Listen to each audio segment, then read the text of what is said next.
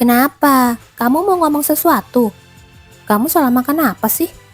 Aku malah nggak bisa makan. Padahal dagingnya enak banget. Setelah keluar dari ruang makan, Kamila yang berjalan dengan hati ringan harus berhenti karena tatapan Raffi. Hukuman macam apa yang pantas mereka terima ya? Menatap pintu ruang makan yang kini tertutup rapat, senyum tipis muncul di bibir Kamila.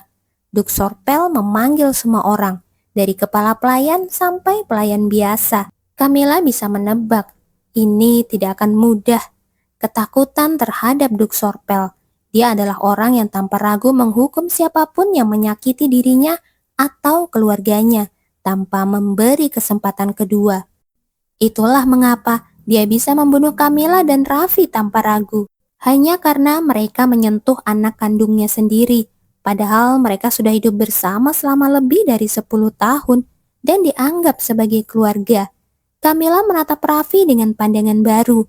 Harus bagaimana dengan orang ini yang bahkan belum sadar kalau akhir hidupnya sudah mendekat? Rasa iri dan cemburu itu belum sepenuhnya hilang. Masih ada ruang untuk perubahan. Sampai wanita itu muncul. Wanita yang menarik perhatian semua pria di dunia ini dan membuat semua wanita lain jadi pemeran figuran. Perasaan rendah diri Raffi akan meledak ketika perhatian Lutfil beralih pada wanita itu. Kamila berpikir sejenak, lalu menggeleng pelan. Kenapa juga aku peduli? Nanti juga aku akan kembali. Dia akan keluar dari tubuh ini saat sadar kembali di dunia nyata. Kasihan sekali mereka yang akan mati. Kamila menepuk bahu Raffi dengan ekspresi sedikit iba, lalu berjalan melewatinya. Apaan sih? Apa ini perasaan jijik? Raffi hanya bisa memandang Kamila dengan wajah bingung untuk beberapa saat. 1 hari berlalu, 2 hari berlalu, lalu 1 hari lagi. Semakin hari, wajah Kamila terlihat semakin muram. Kenapa? Kenapa? Kenapa dia belum juga sadar? Ini pertama kalinya dia mengalami hal seperti ini. Apa dia pernah berada di tempat ini selama ini? Seiring berjalannya waktu, Kamila jadi semakin gelisah. Tidak mungkin, masa iya terkurung selamanya di tempat ini? Kamila menggeleng. Bayangan tentang terjebak di tempat itu saja sudah cukup membuatnya ngeri. Dia tahu persis bagaimana akhir hidupnya kalau dia tetap di situ. Tangannya memijat-mijat lehernya yang masih sehat, seakan mencoba menenangkan diri. Beberapa detik kemudian, seseorang masuk ke kamar itu. Itu adalah pelayan pribadinya, Donna. Donna terkejut melihat Kamila yang duduk terdiam, kepala tertunduk, dan tangan terentang lemas. Nona, ada apa? Kamila mengangkat kepala, dan Donna langsung menghela nafas lega. Koki sendiri yang menyiapkan makanan untuk Anda. Makanan? Sudah beberapa hari ini Anda tidak makan dengan baik. Karena kejadian sebelumnya, hampir semua pelayan dapur sudah diganti. Pelayan yang dulu bermain-main dengan makanan Kamila dipecat tanpa pesangon. Bahkan sang Duk sendiri memerintahkan agar makanan Kamila dijaga ketat. Aku gak mau makan. Sejak merasa tidak bisa kembali menjadi Sia, Kamila kehilangan selera makan. Sebaik apapun makanannya, dia cuma mencicipi sedikit lalu tidak menyentuhnya lagi. Akhirnya, koki utama pun turun tangan dan memasak langsung untuknya. Tolong cicipi dulu, Chef Gellard sudah sangat berusaha. Nada suara Donna penuh dengan kekhawatiran. Tatapan Kamila yang semula mengarah ke bawah ranjang, kini tertuju pada Donna lagi. Kalau bukan Donna, siapa lagi yang benar-benar peduli padanya di rumah ini? Saat Kamila dulu dituduh sebagai pembunuh, hanya Donna yang tetap ada di sisinya. Bahkan, Donna adalah satu-satunya orang yang menangis saat Kamila meninggal. Dia selalu marah saat melihat perlakuan jahat para pelayan lain. Donna sering bersikeras ingin melaporkan mereka ke Duk, tapi akhirnya diam karena permintaan Kamila. Tapi kemudian, dia akan bertengkar dengan pelayan lain demi membela Kamila. Meski akhirnya matanya lebam karena berkelahi, dia tetap tersenyum dan berkata, "Setidaknya saya berhasil membalas 1 pukulan." Kamila akhirnya mengalah pada bujukan Donna dan duduk dengan tegak. Wajah Donna langsung berseri. Dia cepat-cepat keluar dan kembali bersama seseorang yang sudah menunggu di luar. "Permisi, Nona." Seorang pria sekitar usia 40-an masuk. Tubuhnya agak kurus. Dia membungkuk sedikit pada Camilla, lalu meletakkan makanan di meja. "Ini pai apel, Nona. Tolong dicicipi." Pai itu penuh dengan irisan apel dan dimasak dengan gula yang melimpah. Nada suara sang koki penuh kebanggaan, atau lebih tepatnya arogansi. Meski tidak mengatakan apa-apa, matanya tidak memandang Camilla dengan hormat. Dia kesal karena harus mengurus makanan Camilla hanya karena perintah dari Duke. Dia sama sekali tidak senang melihat mahakaryanya akan dimakan oleh gadis kecil yang rewel, membuat perutnya mual. Baginya, itu pemborosan besar. Sayang banget, makanan seenak ini dimakan oleh orang yang bahkan tidak tahu cara menikmati makanan enak. "Makan aja lah apa yang disiapin." Dasar. Chef Gellard kesal karena makanan yang dibuatnya kembali ke dapur tanpa disentuh. Berani-beraninya dia membiarkan makanan tidak dimakan. Belum lama ini, para pelayan perempuan diusir dari rumah karena mempermainkan makanan sang putri. Walau dia kesal karena mereka bermain-main dengan makanan, tapi dia sebenarnya bisa mengerti kenapa mereka begitu. Toh, gadis itu juga bukan putri bangsawan sungguhan. Lihat saja, dari mana asalnya pun tidak jelas. Sikapnya yang pilih-pilih makanan itu menyebalkan. Kalau bukan karena perintah Duke, dia juga nggak peduli kalau gadis ini sampai kelaparan. "Saya sudah mencurahkan semua hati dan tenaga dalam membuat ini, Nona." Camilla kembali menatap chef itu. Melihat sorot mata penuh kebencian dari Chef Gellard, Camilla hanya menghela nafas pelan. Dia tidak terlalu mempermasalahkan sikap kasar chef itu. "Aku sudah biasa." Setelah bertahun-tahun hidup sebagai selebriti, dia sudah tahu cara mengabaikan orang yang membencinya. Tapi bukan itu masalahnya sekarang. "Bisa diem gak sih?" Kepalanya sudah cukup sakit. "Astaga, sudah berapa kali aku bilang, makananmu itu lebih nikmat kalau orang lain yang memakannya." Apa-apaan sih orang tua berisik ini? Mau seenak apapun makananmu, kalau nggak ada yang mau makan ya percuma. Tetap aja itu sampah. Camilla melihat ke arah pria tua yang terus teriak-teriak di sebelah sang koki dan menghela nafas lagi. Padahal ini bukan mata asliku. Kenapa aku bisa lihat hal-hal kayak gini? Di dunia asliku aja aku nggak bisa. Dulu saat dia hanya jadi penonton di dunia ini, hal seperti itu tidak pernah terlihat. Tapi sekarang semuanya terlihat jelas. Camilla kembali merasa putus asa. Sepertinya dia memang terjebak di dunia ini selamanya. Rasanya ingin berkata kasar. Dia tidak tahu siapa pelakunya, tapi dia sangat ingin mengutuk orang yang telah memaksanya masuk ke tubuh wanita ini. Aku harus gimana sekarang? Dan pai ini, kamu kekurangan 1 gram kayu manis. Walaupun cuma 1 gram, tapi itu bikin perbedaan besar. Ngerti nggak? Dan si Camilla ini nggak suka apel. Berapa kali aku bilang, hormatilah selera orang lain. Berisik banget sih. Dengan dahi mengerut dan kesal, Camilla akhirnya mencicipi pai apel itu. Lalu dia meletakkan garpunya dengan kasar. "Ada masalah, Nona? Bawa pergi makanannya. Ada yang tidak cocok?" Chef Gellard yang berharap Camilla akan memuji pai buatannya, malah terkejut melihat reaksi yang tidak terduga. Rasanya hambar. "Apa?" Kataku rasanya hambar. Wajah Gellard langsung berubah kesal. Berani-beraninya gadis yang tidak paham apa-apa tentang makanan bilang masakannya tidak enak. "Tidak mungkin begitu, Nona. Kalau boleh saya jelaskan, kamu kurang 1 gram kayu manis. Kurang 1 gram. Mana bisa kamu sajikan makanan yang bahkan gagal di tahap awal? Bawa pergi sekarang juga." "Maaf, dan aku juga gak suka apel." Tapi seharusnya kamu pikirin dulu selera orang yang akan memakannya. Apa gunanya kalau cuma kamu yang puas sendiri, tapi orang lain gak mau makan? Makanan itu cuma jadi sampah." Itu kata-kata yang dulu sering diucapkan si master tua itu. Camilla menatap tajam ke arah Gellard yang kini terlihat kebingungan. "Kau masih belum pergi juga?" Barulah Gellard sadar, wajahnya memerah karena malu. Lalu ia buru-buru membawa makanan itu keluar ruangan. "Kau juga sebaiknya pergi." Setelah mengatakan semua yang ingin ia sampaikan, Camilla mengibaskan tangan, menyuruh si pria tua itu yang masih menatapnya terkejut untuk segera pergi. Tepat saat itu, mata Camilla dan si pria tua bertemu. Mata si pria tua membelalak. Kenapa? Baru pertama kali lihat manusia yang bisa lihat hantu. Sepertinya memang begitu. Terserahlah. Camilla kembali berbaring di tempat tidurnya. Ada apa, Perol? Hantu tua lainnya muncul menghampiri Perol yang baru saja meninggalkan kamar. Kali ini, pria tua yang mengenakan setelan jas rapi. Aku menatap mata gadis itu. Menatap mata siapa? Gadis di dalam kamar itu. Nona Camilla. Nona. Astaga, Derin, kau masih merasa jadi kepala pelayan di rumah ini? Hanya karena aku sudah mati, bukan berarti aku melupakan tugasku. Derin si hantu kepala pelayan tersenyum lebar.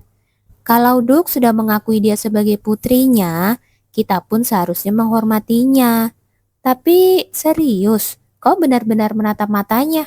Iya, demi Tuhan. Keduanya menatap pintu kamar Camilla dalam diam. Selama ini mereka sudah sering melihatnya, tapi tidak pernah merasa bisa dilihat balik. Jangan-jangan cuma halusinasimu. Aku bahkan dilambaikan tangan. Dengan tangan, Derin mengelus dagunya tampak tertarik. Ya, nanti juga ketahuan.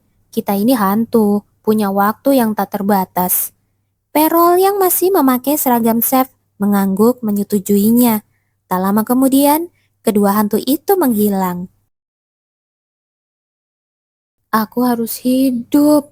3 hari lagi berlalu, dan Camilla akhirnya menyadari satu hal. Aku gak bisa kembali. Kemungkinan untuk kembali ke dunia aslinya sepertinya sudah tertutup. Memang tidak ada yang tahu masa depan, tapi untuk sekarang kembali terasa mustahil. Jadi dia memutuskan untuk berhenti menyia-nyiakan waktu dengan pasrah. Camilla yang selama ini seperti mayat hidup, akhirnya duduk tegak kembali. Kalau terus seperti ini, ia hanya akan mati perlahan dengan cara yang paling menyedihkan.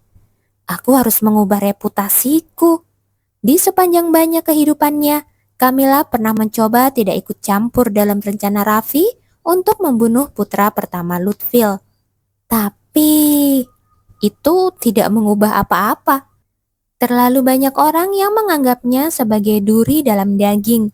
Begitu Raffi ketahuan dengan semua kejahatannya, orang-orang akan tetap menyeret Camilla juga, menuduhnya sebagai kaki tangan Raffi. Mereka akan memalsukan kesaksian, membuat seolah-olah Camilla juga terlibat. Dan tidak peduli seberapa keras dia membela diri, tidak akan ada yang mau mendengarkan. Justru mereka akan lebih percaya pada para pembohong itu. Camilla selalu membuat masalah kemanapun dia pergi, merusak reputasi keluarga bangsawan. Maka, Duk Sorpel yang sudah menutup hati padanya, jelas tidak percaya lagi pada kata-katanya. Pertama-tama, aku harus merebut kembali hati Duk Sorpel. Apapun yang Raffi lakukan, yang penting adalah jangan sampai aku ikut terseret dalam kekacauannya. Tapi, bagaimana caranya? Dia pasti sudah benar-benar muak denganku. Lihat sini, dia bahkan bukan ayah kandungku. Kalau anak kandungnya sendiri berbuat seperti itu, mungkin akan tetap dibuang juga. Apalagi aku, anak tiri yang bahkan tidak punya setetes darah yang sama, sudah mempermalukan nama keluarga. Woi, kamu bisa dengar aku nggak? Kalau aku jadi dia, aku juga bakal benci. Kenapa dulu aku terus tarik-tarikan rambut sama para gadis bangsawan itu ya? Lihat aku. Apalagi pas di pesta yang ramai orang. Oi, kamu bisa dengar aku nggak? Dengerin aku dong. Apa aku harus sujud minta maaf aja ya? Waktu itu kita sempat bertatapan kan? Kamu bisa lihat aku kan? Iya, terus kenapa? Emang kenapa kalau aku bisa lihat kamu? Kamu bikin aku stres sendiri. Akhirnya Camilla bereaksi pada si pria tua yang sudah dari tadi menatap dan terus mengoceh padanya. Aku udah berusaha keras buat mengabaikanmu. Banyak hal yang harus kupikirkan, tapi dia terus mengejarku dengan suara keras. Sulit sekali untuk pura-pura tidak melihat. Aku tahu, aku nggak salah lihat waktu itu. Perol, pria tua berbaju koki itu, tampak gemetar seperti orang yang baru saja mendapat wahyu besar. Dengar ya, aku nggak bakal bantuin. Melihat Perol yang kini memandangnya dengan tatapan berbinar, Camilla langsung menetapkan batas. Tidak ada untungnya mendengarkan makhluk seperti ini.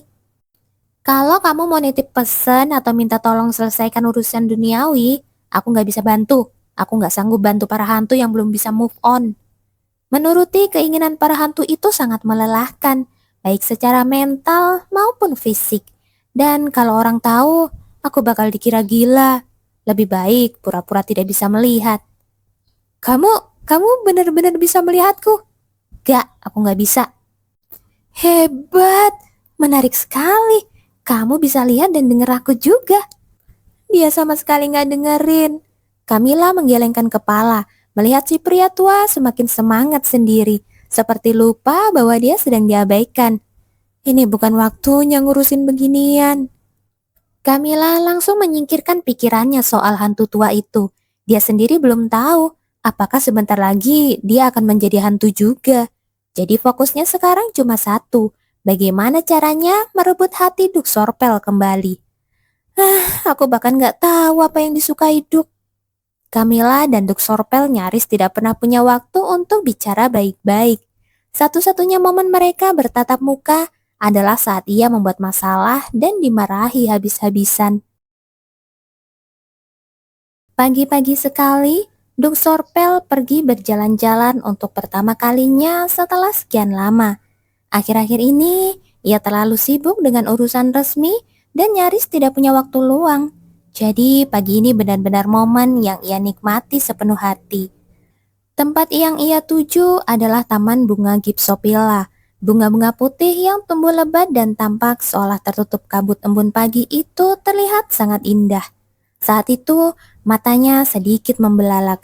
Ia berjalan perlahan, menikmati keindahan bunga Gypsophylla yang dibasahi embun pagi, dan melihat sosok yang sangat familiar. Di tengah taman bunga itu, terlihat seseorang berdiri, dan saat menyadari siapa orang itu, dahi Duk Sorpel langsung berkerut. Anak bandel itu lagi. Sebelumnya, Camilla pernah merusak taman mawar yang sebenarnya sudah rapi dan tertata. Seperti biasa, dia hanya diam dan tidak pernah membela diri, seolah-olah semua yang ia lakukan memang tanpa alasan. Saat itu, Duk masih bersabar karena taman mawar bisa ditanam lagi kalau rusak. Tapi yang ini berbeda. Taman bunga Gypsophylla ini punya makna yang lain. Camilla? Duk Sorpel langsung mendekatinya dan memanggil dengan nada yang agak keras. Ia memegang bahu Camilla yang saat itu sedang menunduk dan memetik bunga. Sesaat setelah disentuh, sesuatu yang dipegang Camilla jatuh ke tanah. Itu adalah bunga Gypsophylla. Camilla menatap Duk Sorpel dengan ekspresi sedikit terkejut, lalu memandang bunga yang terjatuh itu dengan tatapan iba. Tanpa berkata apa-apa, ia langsung berlutut dan memunguti bunga itu satu persatu dengan hati-hati. Apa yang kamu lakukan di sini? Aku sedang memetik bunga. Bunga? Setelah semua bunga di tangannya terkumpul lagi, Camilla berdiri. Dia menatap Duk Sorpel yang tampak bingung, lalu tersenyum tipis. Aku ingin menghias ruangan ayah. Ruanganku? Iya, terakhir aku lihat, ruang kerja ayah terlihat sangat sepi dan dingin. Duk Sorpel menatap Camilla dengan pandangan yang sangat rumit. Ia sedang memetik bunga untuk menghias ruanganku. Apa yang dia pikirkan? Dia bukan anak yang biasanya melakukan hal seperti ini. Memangnya tidak boleh? Camilla menatapnya hati-hati, memeluk bunga Gypsophylla di dadanya. Duk Sorpel terdiam, lalu, lakukan sesukamu. Ia menjawab pendek, terima kasih. Wajah Camilla langsung bersinar cerah, tapi ekspresi Duk Sorpel justru semakin terlihat aneh. Aku akan memasukkannya ke dalam vas dan segera mengantarkannya, ucap Camilla sebelum berbalik meninggalkan taman bunga itu. Ia melangkah pergi dengan senyum yang semakin dalam. Duk menyukai bunga Gypsophylla? Camilla bergumam pelan dan ada suara yang menjawabnya. Benar, Nona Camilla. Yang menjawab adalah Derin, arwah pelayan kepala yang sudah lama wafat. dengan penampilan bersih dan rapi seperti pelayan senior yang berwibawa. Setelah berbincang dengan arwah juru masak bernama Perol, arwah Derin juga muncul dan memutuskan untuk membantu Camilla. Dia ingin memberikan informasi yang berguna.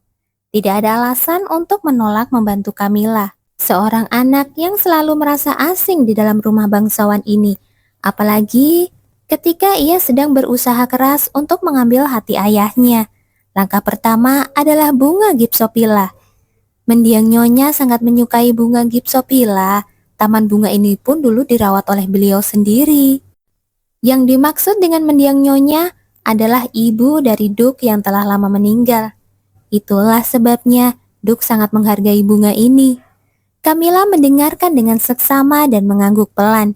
Ia yakin Derin tidak sedang berbohong. Reaksi Duk Sorpel saat tadi melihatnya di taman bunga memang terasa berbeda. Ada sesuatu di matanya yang selama ini selalu dingin, sekarang sudah mulai sedikit bergetar. Sepertinya aku punya celah sekarang. Saatnya melangkah ke tahap berikutnya.